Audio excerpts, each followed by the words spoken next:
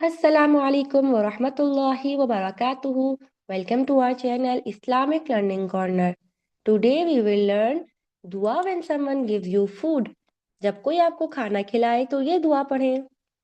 अकला तआमुकुमुल अबरारु वसल्लत अलैकुमुल मलाइकतु वअफ्तर इंदकुमुस साइमून। अकला तआमुकुमुल अबरारु وصلت عليكم الملائكة وأفطر عندكم الصائمون أكل طعامكم الأبرار وصلت عليكم الملائكة وأفطر عندكم الصائمون أكل طعامكم الأبرار وصلت عليكم الملائكة وأفطر عندكم الصائمون أكل طعامكم الأبرار وصلت عليكم الملائكة وأفطر عندكم الصائمون أكل طعامكم الأبرار وصلت عليكم الملائكة وأفطر عندكم الصائمون أكل طعامكم الأبرار وصلت عليكم الملائكة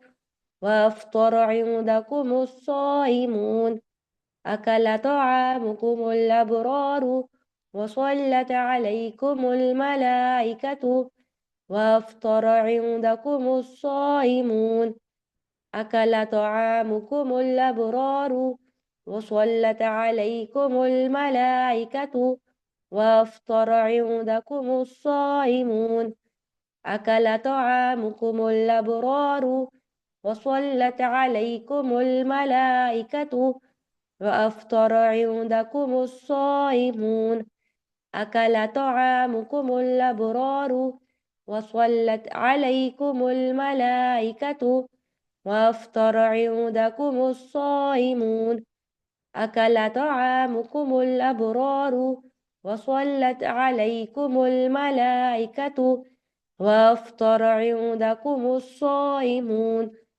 أكل طعامكم الأبرار وصلت عليكم الملائكة وأفطر عندكم الصائمون।